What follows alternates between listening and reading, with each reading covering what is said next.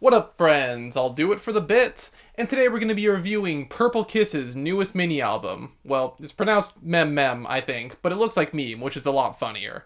This is the third mini-album overall by the K-pop girl group Purple Kiss. It was released only a year after their previous mini-album Hide and Seek back in 2021, and I was curious on what sounds the girls would be playing with next. Hide and Seek had a pretty interesting mix of synth-pop and a sort of thriller-esque 80s pop sound that was a pretty stark change, and a pretty interesting change at that, from their dark pop debut. This mini-album sees them returning to their debut sound a bit, however, it's infused with a sort of aespa-inspired pop sound that has these sort of chaotic instrumentals and song structures at times.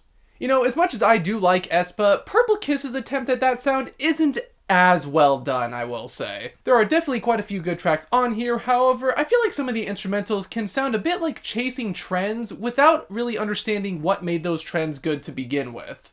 The opener intro illusion is actually pretty cool, I think. It's subtle and sultry with a pretty ominous sample and good vocals. I'm digging the confident flows, and like quite a few aspects about this mini, it does have that sort of experimental SM girl groups vibe going on. I honestly would like to see this song expanded into a full track, however, as it stands, it's a fun little femme fatale banger of sorts. Honestly, I'm kind of mixed on the title track memeM here. It again does have a sort of aespa vibe with its metallic and chaotic beats alongside combining many different styles of instrumentals and flows together into one track. However, I feel like it's a bit messy in comparison, and a lot of the sounds that they chose don't mesh together as well as some of the better songs with this style. Swan's Billie Eilish-styled whisper vocals are a really good example of this, as they come in out of nowhere and they just sound kind of awkward over this energetic beat. I really do like the chorus though, showcasing their vocals in a grand way, especially with the "I'm in your head" and "Purple is back" lines. The glitchy nature of this track is pretty intriguing, but it feels all over the place, like they just tried to put every single K-pop trope into one.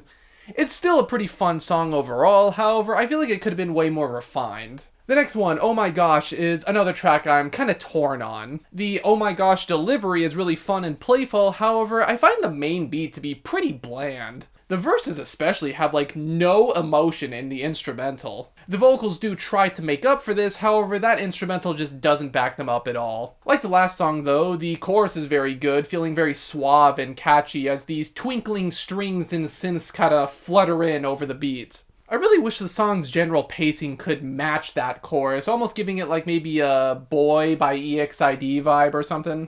A sound like that would have made the song way more engaging, as it is right now, it has a few memorable parts, but more often than not I just find myself kind of bored with it. Like, the lyrics are a confident bad bitch anthem. How are you gonna make this sound so generic? Pretty Psycho, on the other hand, is probably one of Purple Kiss's best songs, period.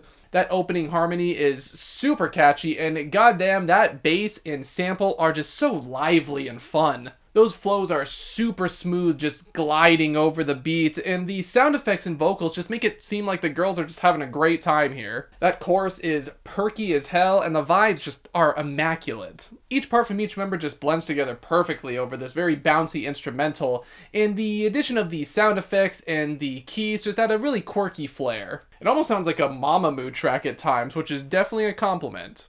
JOAH is a somewhat simple ballad that starts out plain before really coming into its own. The guitar snap beat is a bit overdone at this point, but as the beat picks up and the guitar flares come in, I feel like the track really gets a sense of depth.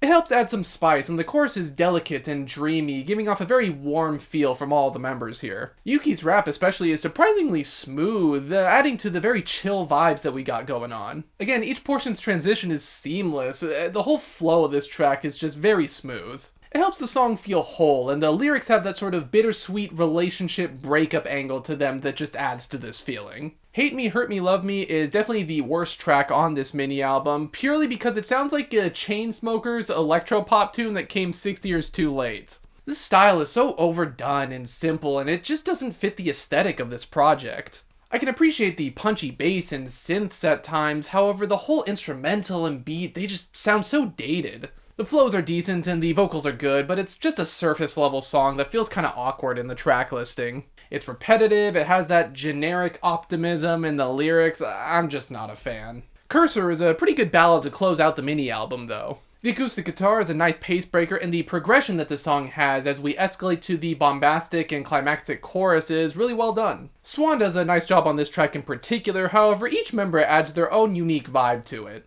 They all come together to add a very dramatic backdrop to this song overall, and I'm also really digging Dozie's transition into the more electronic-inspired portion of the tune.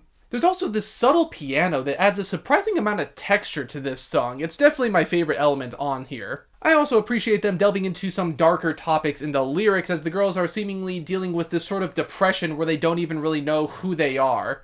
It's like they don't even understand themselves, maybe after they went through a breakup or something, so they're questioning their life choices or something like that. But either way, I always appreciate and will support them bringing more serious and mature topics into the K-pop scene. At the end of the day, I do think this mini-album's pretty good. That being said, I do think it is probably their weakest effort overall. However, there definitely still are some pretty fun songs on here. I mainly just find the project to be kind of messy.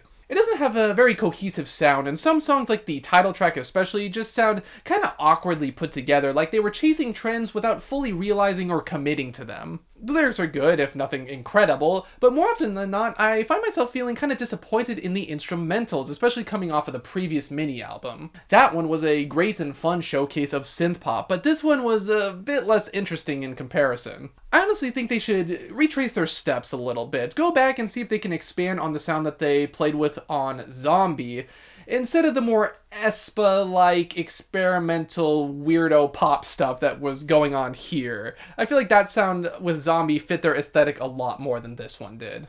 I am feeling a decent 6 on Purple Kiss's newest mini-album. But of course we do have to talk about album covers on this show, and I actually really like this album cover though, to be honest. It reminds me a lot of memeM album covers, actually, going back to the memeM comparisons, where it's a very simple cover. It has this sort of iconic imagery of just a little design with the solid color background. This one uses a gradient. Normally I'm not a huge fan of gradients, but I think the color combinations for this one was pretty good. It fits their whole Purple Kiss theme. I really like the white. It's very elegant and clean, very modern. So overall, I really like this album cover a lot. I just feel like the instrumentals could have backed it up a little bit more. But that is all I have to say on Purple Kiss's newest mini-album. What did you guys think? Do you actually like the sound a bit more? Do you think it's a bit more interesting for them? Or are you kind of leaning towards their synth-pop stuff that they experimented with on their previous mini-album? Let me know. Be sure to like, comment, subscribe, ring the bell if you want me to kiss you. I won't either way. But until the next one, farewell.